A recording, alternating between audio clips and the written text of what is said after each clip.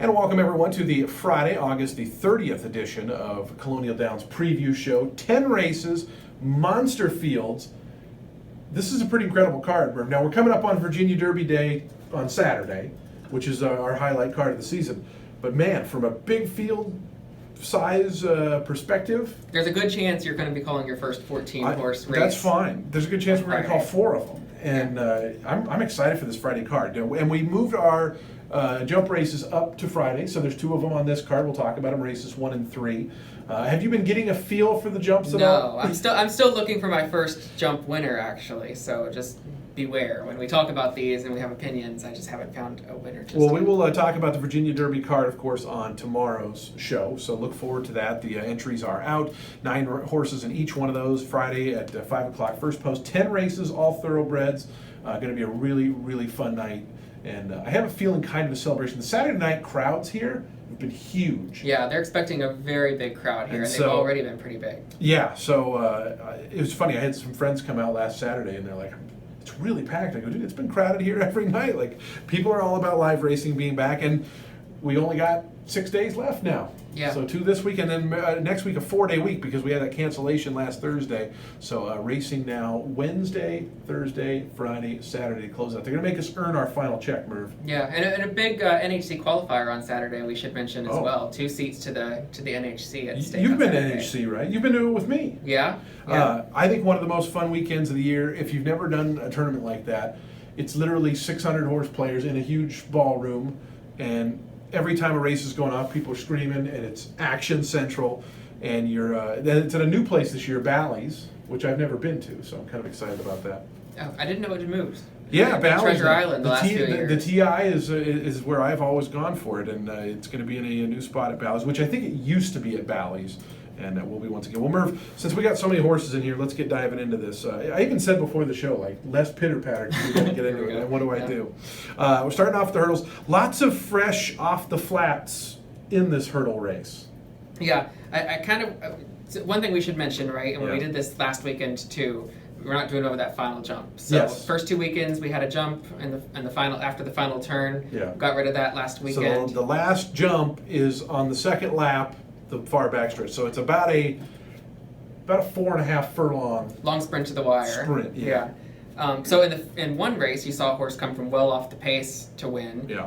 But then in the second race you saw Kensington Court hang on by a whisker. Doggedly, hard charging. The first race somebody opened up 10 the whole way and was toast by the time. And that's one of the things I'm kind of realizing with the jump races that I think you have to be a little bit more forgiving for the bigger margins of defeat sometimes, because if a horse is running out of gas, I mean, it's a long. They're going to really come to a crawl, and so I feel like sometimes you have to be a little bit more forgiving of 13 and 14 length defeats, and I think people will be with the 2 because that one's coming off one of those. Yeah, I thought he was maybe kind of a rebound candidate. Yeah. If you use Hepcat as the pole, right? Yeah. If you look 2 back, he was only a couple lengths behind Hepcat, and last time 14 lengths back. So I think probably the truth lies somewhere in between there. And I thought this race came up noticeably weaker than the race that he just exits. Who'd you pick in here? The 6 Skydiving, who is coming out of thoroughbred races, but has run jumps before and ran decent. Yeah, ran in 1 jump race, and what I kind of liked about that was that he was closing ground, right? Yeah. So he kept persevering, was well back early, and with that final jump going and that long sprint to the wire, I thought that type of candidate might make sense. Yeah. Plus, anytime Jonathan Shepard has one in here, I always draw a big Well, circle. and Jonathan Shepard trains the 1, and I was thinking, like, this one is pretty fresh off the flat races. Last ran in July at Friday Colonial Downs, and I remember thinking, like, well, if anyone's going to have the horse and turn it from a flat horse to a jumper, it's Jonathan Shepard. So I thought maybe that one was a little interesting, but again, this is just so not my milieu. Yeah, same. Well, your picks in race 1? I went 6, 2, 5 in here. Race number 2 is the first of our 14-horse extravaganzas. I mean, this is such a doozy of a car. Real big kudos to our racing department, Allison, and everybody back there. There is an entry in here, I think the only entry of the 14-horse field, which is an announcer. God bless it. But maiden claimers 40,000, which I think is interesting because we're seeing a couple of horses coming out of maiden special type races, including the 2 Alfred, who I thought would get a fair bit of money because it just took it was 2-1 in a maiden special at Monmouth. Didn't run at all, but I feel like it was just with the connections and with that is going to take some money. And you had it at 6-1. Yeah, well, and Dar's tearing it up here, and I kind of noticed the same thing, right? Well bet in his debut, didn't run a step, but also wasn't really losing ground, right? Yeah. First point of call was 13 lengths back, was only beaten 16 lengths in there, so I'm willing to give him another shot in a race that I didn't think came up particularly tough. A lot of first-time starters in here from some connections that aren't known for winning with first-time out horses. So I gave the edge to some of the horses that are coming out of a maiden special weight. The one that the Quantico kid won, and Cadet Connolly finished third, and both of those actually are back in the stakes race on Saturday. Gave the edge to Fair Haired Boy, who I picked last time. Picking him again, I tend to do that sometimes. But he was he was closing ground last time, right? He was only beaten less than 4 lengths after being about 10 lengths back in there. Only passed one horse, but I thought he was kind of moving in the right direction at the end of that race. And Palmetto Blue also coming out of the race, but was forwardly placed and faded, but not. I mean, kind of dug in at least at the end. I thought it was actually a pretty good debut. I thought Palmetto Blue could really move forward here. Yeah, and he actually finished ahead of Fair Haired Boy in there. But I think maybe just a quarter length, and I thought Fair Haired Boy was kind of, with another couple jumps he would have gotten there. I just noticed there's no works on Palmetto Blue since that effort either, whereas Fair Haired Boy came back with like a really sharp work after that effort. Tom Proctor sends out Pinar, the number 9 horse, who took a little bit of money in the debut. That was for maiden 25,000 at Delaware, but split the field, was last early on, and kind of made a little bit of a run, and obviously a jump up in class in terms of claiming price, but. I don't know. I thought maybe there's a lot of horses that are going to be decent prices in here. Lilith Butcher's having a really, really good 2019. I mentioned on yesterday's show, Richard Butcher having a pretty good start here. I just thought there was a number of ways to go. I think Arctic Rose is going to take some money just because of the speed factor. Yeah, I think I circled that as well. I mean, did finish last, but I do like it when they show some interest early, and he did go out there. I'll be interested to see these horses in the paddock too, with so many new shooters in here. What'd you go in race 2? I went with the 12, 10, and 2 in here. Third race, we're back to the jumps. We have a coupled entry in there. Lead Investors coming off a pretty strong effort. Query Horse just missed by a whisker. I mean, when you talk about a whisker, I thought he had it. I'm pretty close to the finish. I actually thought that the 7 held on, but I was never going to call it. I mean, it looked like it was nothing, and the placing judges told me it was really close, like legitimately, really close to a dead heat. So it was certainly a big debut effort, at least for the jumps. And Shoreline is a speedy type who was on the lead before really folding last time. How'd you kind of see this one? Yeah, when I originally handicapped it, I put Query Horse in the 3rd spot, thinking, well, the 6 days bothered me, right? I ran 6 days ago, asked to do it again just 6 days later, going as far as they are and what they're doing. But I'm not a steeplechase expert, so before I actually came here, I asked Jill Byrne. I was like, "What do you think about?" There we go. It's getting dark outside. Just go ahead. I asked Jill Byrne, good handicapper, but she cut her teeth on jumpers, and I was like, "What do you think about a horse coming back 6 days?" And she was like, "Well, who trains it?" And I was like, "Well, Leslie Young. She won 3 of our 6 steeplechase races so far this meet." She's like, "Oh, it'll be fine." So I think I'll go with Query Horse in here on those connections, right? Leslie Young, Jack Doyle's won a couple of our steeplechase races already, and was just closing at the end. I still think got the bob there, despite what the photo finish says. The 3 Ava Word is interesting because made kind of a big move in the middle stages of that race, and was right into contention and then faded late. But that was the weeks when we were having that homeward jump. And so I almost wonder if there's no jump there, maybe this one is a little bit closer at the end than the finish, because a little bit of ground was lost post that jump. So yeah, with that in mind, that was my original top pick too. Oh, right? you've made an amendment just here in the last 5 minutes? Well, since I talked to Jill about it, right? Okay. Since I talked to an expert about it, I've changed my mind here. But yeah, for all those same reasons that you just mentioned, Ava Word I thought was good. And then their first Friday I thought was definitely worth a look in here. We've been trying to figure out, how important the times of these races are. And that was the fastest of these races by a good distance. And he was second in there. I just think the pace, they're so long that if the pace is slow, they can never make up the time late, even if they're flying home, right? But that was when we even had an extra jump, and you've got to think that factors into the time a little bit as well. I mean, not that much, but a pretty fair amount. I mean, 'cause they have to slow down before the jump. Yeah, I'll give you that. Who'd you like in race 3, Merv? I went with the 5 late edition, and then the 3, and then the 1A. Didn't care for the other half. We're going 7 furlongs on the dirt. We have one of those Thursday night, one of these Friday. This was one that came back from the cancellation night, right? Was it? I feel like we talked about we did talk about last week, so maybe it's not, but maybe it did. But there's some new shooters in here. Yeah. I don't think that the race looked exactly the way that it looks here. Although I did land on He's No Bull again. Yeah, there's a fair number in here that are all coming off of decent efforts. Shortlist coming off good second, Delinquent off a maiden win, Bobby G off a win. He's No Bull, I thought, ran a good 4th, as good as a 4th can be, and Irish Colonel's coming off a nose defeat in a race at Delaware. So I thought, and with Jamie Ness, that horse is gonna take money, right? Yeah, I thought that Irish Jamie's Colonel just too would be hot he's become the hot guy here, right? Yeah, and Trevor McCarthy's no slouch. He got a few wins last weekend as well. I did think Irish Colonel would go off favored, but I landed on He's No Bull because I thought that last race that he ran in was pretty tough. DeGrom won that one. Yeah. He was right there until just the very end, faded a little late, and he does back up to 7 furlongs. So the last time he was at 7 furlongs at the claiming level, he won. So I think he'll appreciate getting just kind of back to distance. And I also thought he was lone speed in here. I didn't think that there was anyone that was really going to go with him early in the race. I thought if he's horse shortening up and gets on the lead, to me that's a huge advantage to him. But I remember looking through the binoculars when DeGrom passed him. It looked like he was going to kind of fold up, and then he got between horses, and he really dug in and fought. And he just missed 3rd by a neck, and long-term relationship who kind of was coming up on his outside.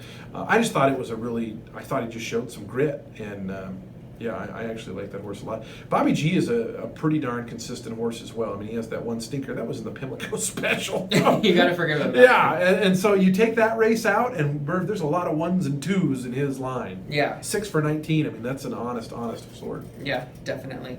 What'd you think of Delinquent? Haven't seen him since November of last year. I called his maiden win. GPW. So you like him? No. He was a huge favorite that day. Yeah. I said this on the show when we talked about him last time. Those first 2 days I was at Gulfstream West, Dane Kabisky won like 4 races, all for PTK, and they were just loaded and ready for that weekend. And this one, like I said, was a very, very short price.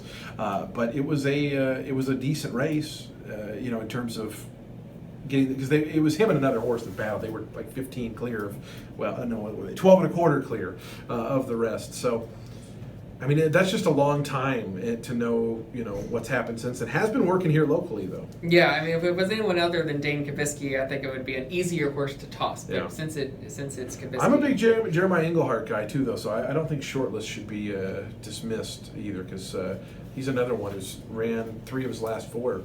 Very, very good efforts. I didn't think there were many horses in here that you could really safely toss, maybe the 7, but other than that, I thought you could make a really strong case for anyone in here. Yeah, Lacey's horse not always seems to like the main track and a good fast track, which they tried the turf last time, and Mock Tree again ran a big race that day. But what did you see race 4 as? I went 2, 1, 4. There's so many horses in these races; it's hard to get through them. We try to. I want to shoot for a half hour on these shows, but we're gonna have to turn up our volume here for this one. 5th race, Merv. What do we got? 14 horses going 5 furlongs in the outer turf. We talked about this if you didn't watch yesterday's show.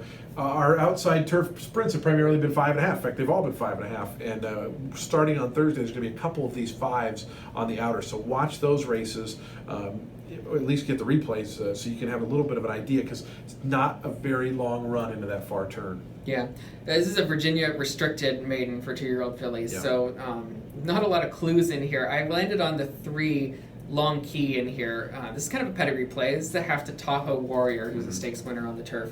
And the dam's a half to Good and Tough, who was a multiple graded stakes winning sprinter, I don't know, maybe 15, 20 years ago. Comes in on 2 bullet works, both here at Colonial. One was on the turf.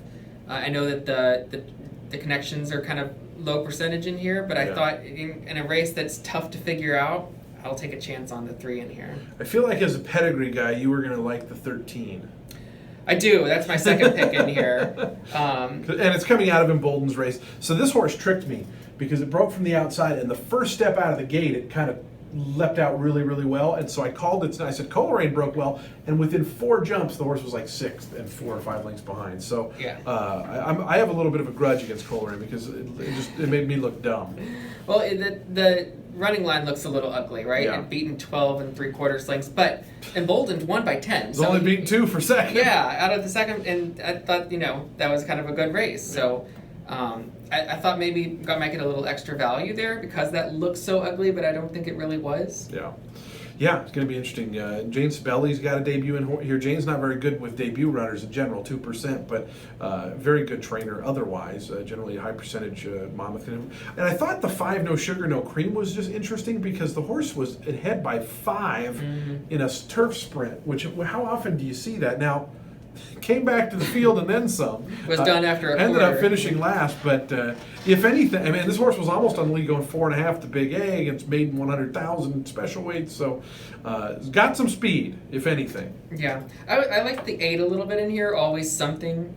Didn't really run all that well, but was facing tougher. Yeah. And I thought there was a horse that won a race like this named Sinbin a couple weeks ago that kind of fit this profile. Came in from Laurel, hadn't been running great, but was running now against Virginia Restricted. Yeah. Definitely got to give him a longer look. Has a good prime power number, but there's a lot of first timers, so a lot of them don't have prime power numbers. So your picks in the 5th, Merv? I went 3, 13, 8. Okay. Good luck on the 14 horses.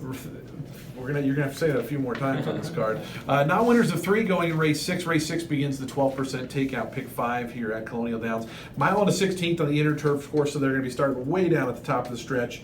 And they gave us a little bit of a break in here, only 12. I tried really hard to not pick the one Kickin' Boy in here. Who likes the turf? Who I think is going to take a lot of money. Yeah. But I thought just the speed figures were just much better than all the rest of here, and was facing, I thought, much better company last time out. That race came up tough, that 16 non-winners through the elementary one. Yeah. The only knock against him, and I was looking for knocks, was this is a very deep closer, right? And your buddy Olaf still looking for his first win here too. It's all right. He'll be okay. I was looking at the 2 pint size and who won here back on opening weekend. Jingle Bells and Sky Ace both came back and ran last weekend and ran 6th and 9th respectively. So it's one of those things where, does that mean pint size is going to run not very well this time?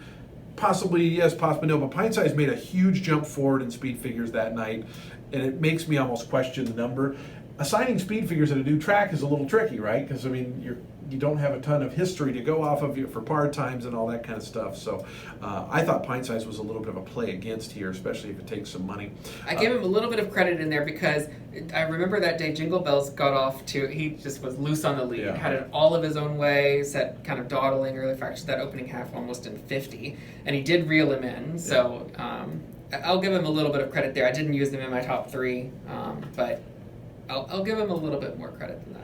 I thought Conquest Falcon was a little bit interesting because lost to Charm and Charlie Ray, came back to win. Charm and Charlie Ray ran a good 4th the other night against way tougher. I was very proud of Charm. He's just a dogged, gritty type. And I thought Kierland was even interesting. Beaten 3 straight races on the grass at big prices, but not beat a ton of lengths in most of them. 2.5, 4.5, 3.25. So you're seeing 7th, 4th, and 8th, but you're not seeing bad defeats. Drops in class a little bit.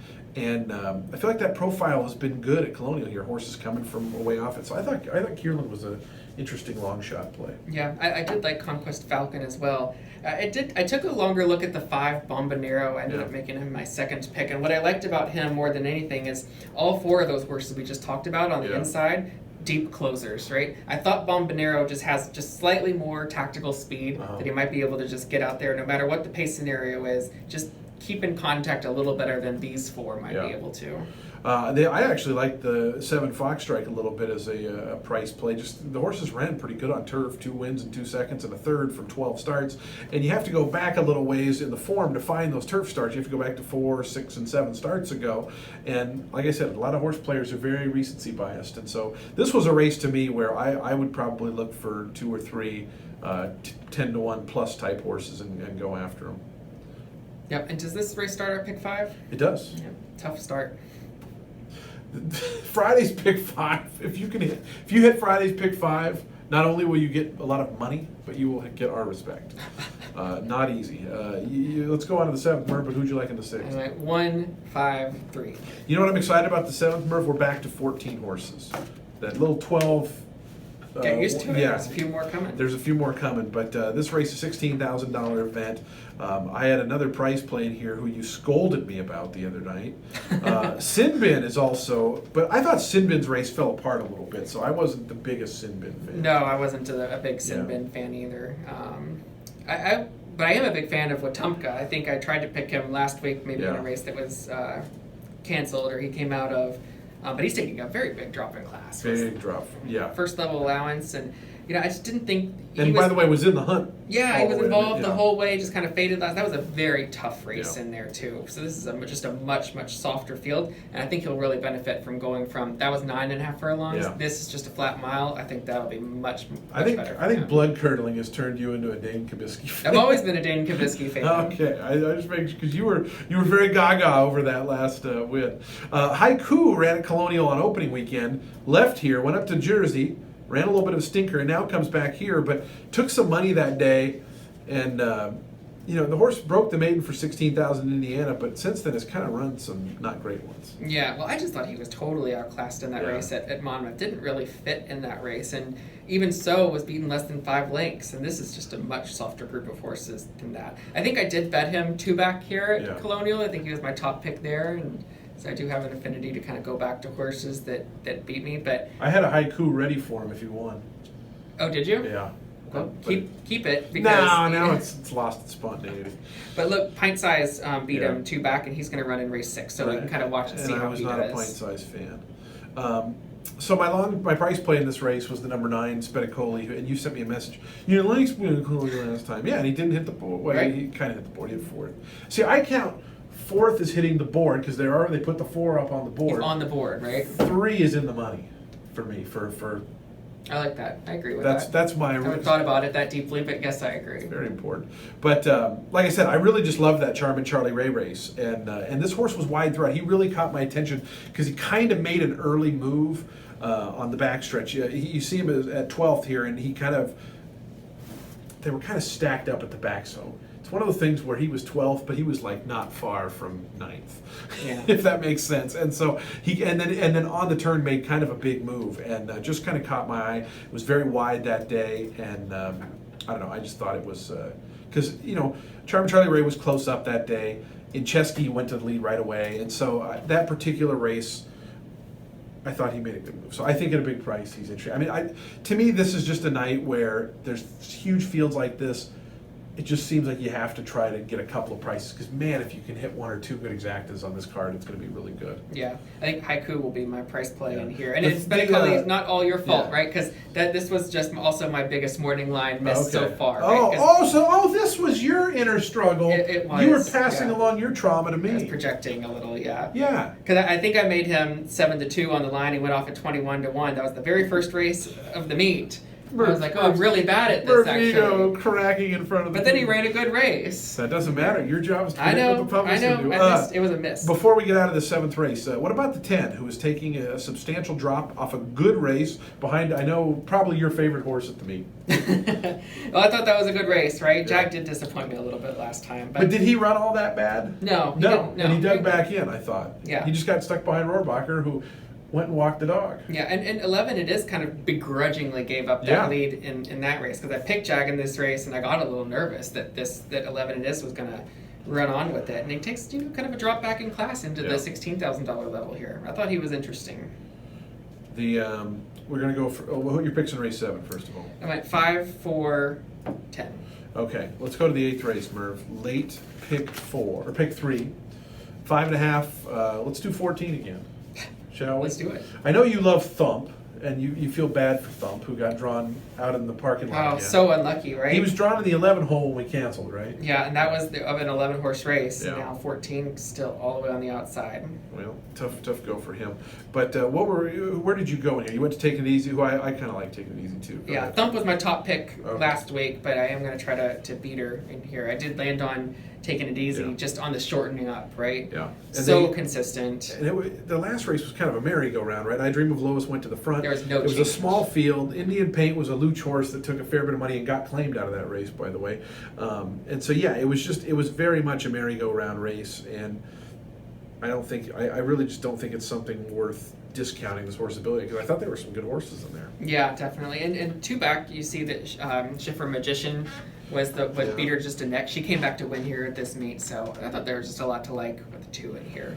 Little Snip was my price play last week and scratched, and I noted much 6-1 morning line instead of 10-1. And even if you like a horse, you can't. The price is what's important. So if this one does go off at a lower price, I don't like this horse at 5 or 6-1. I like this horse at 12-1. Kind of thing, Taking a little jump in class, but Yeah. getting back to the turf, I thought was going to be a nice little benefit for this one. We've talked about some Gulfstream shippers. Dennis Ward got a nice win last weekend for Rick and Jack, and they have some Mo Cash who's shipping up from GP. Yeah, those Florida shippers have been tough at a price sometimes as well. You gave Lady Kim a look, who's coming in, just kind of going right through her non-winners conditions. Yeah, 2 straight wins now against Open Claimer. So this is a kind of a big step up in class for her. But we have seen a couple winners coming in with a couple wins, stepping up in class. And sometimes when you get hot, you get hot. And she has run on turf before. You have to look all the way back to March for it. But she was 51-1 that day at Gulfstream and ran third, beaten less than 2 lengths after kind of a troubled trip there. I give Lady Greatness a little look too. I know I liked that horse last week, so just give that one a shout out. 8th race selections for you, Merv. 2-14-4. Well, we get a big break now for the 9th race. Only 10 in race number 9. I mean, this late pick 5 is so sick. It's really awesome, and some real nice ones in here. This is the feature, right? We're calling this the feature. Yeah, there's some good horses in here. Shug's got a nice one coming down from Saratoga. Now, most of the Saratoga shippers we've seen have been ones who haven't really been keeping up on that circuit. It's the top circuit in the country.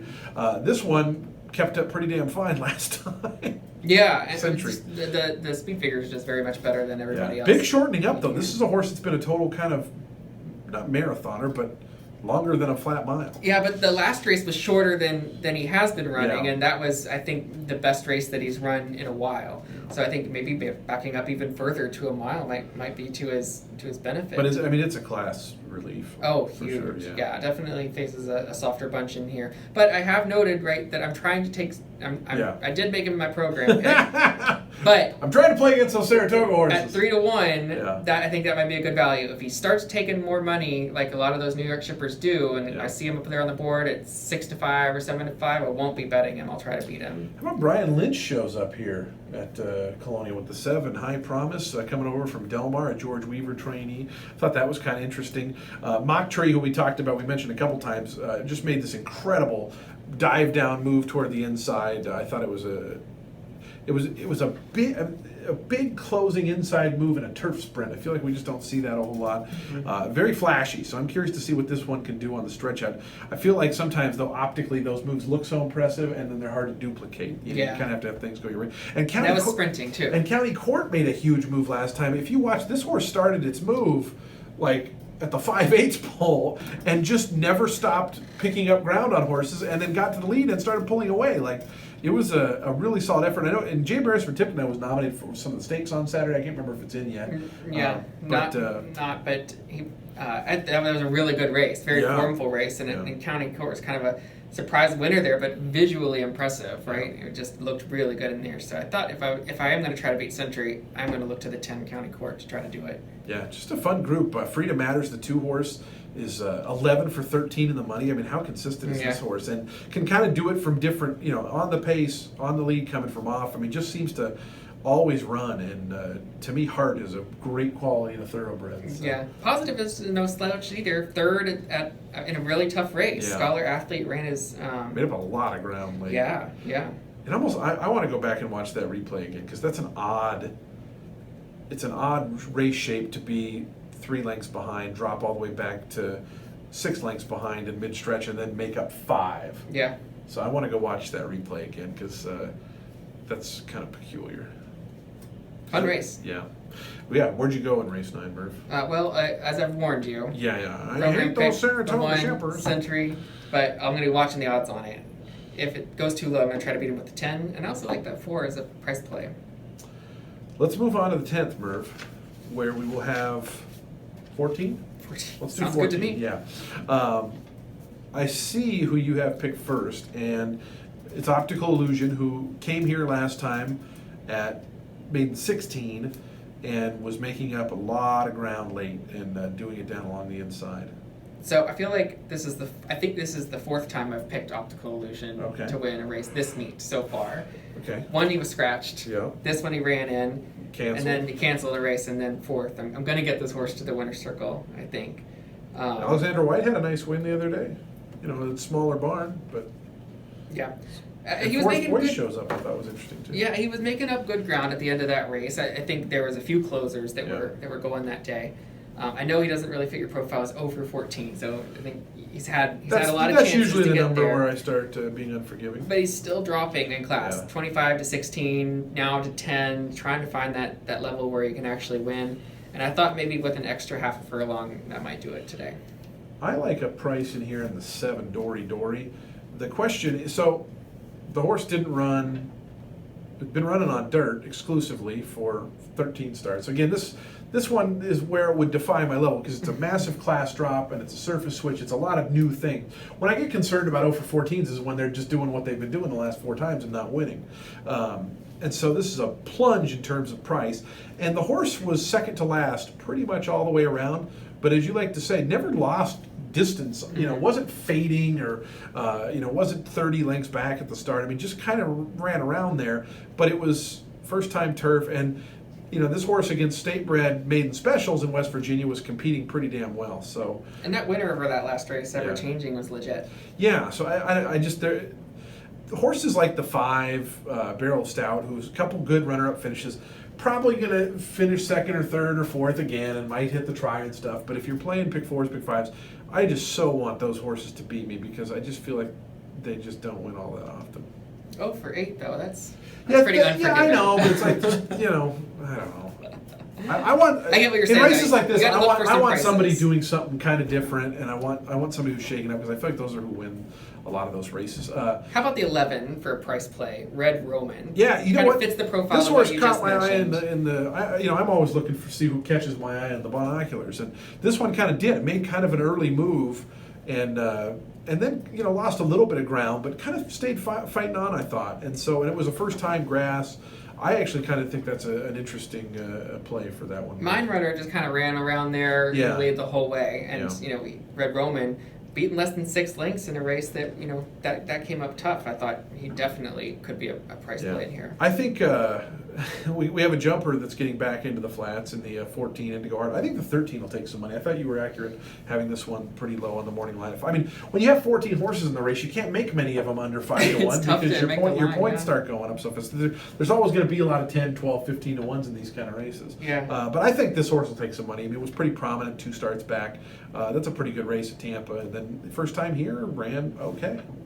Yeah, I think I liked the 13 as well, but I think it'll be one of the favorites. But in a race like this, the favorite I think could be 9-2, 4-1. We'll find out, Merv. Who did you pick in here? Optical Illusion again, Yeah. and then the 5 and the 13. But I like that 11 as a price play. This is going to be a really fun card. I am super jazzed up for it. I hope you guys are as well. We will see, of course, at the races, Colonial Friday night, and then Saturday's the big one, the Virginia Derby, $250,000, Grade 3. Field of 9 in that race, Field of 9 in the Oaks as well. 2 baby stakes races as Yeah. well, and all stakes pick 4. Yeah, which is covering, I think, races 6 through 9. 6 through 9, and 2 pick 5s on Saturday. We've got An an early and a pick late. 5, yeah. We'll talk about that on tomorrow's show, though. You guys have a great, great rest of your Friday.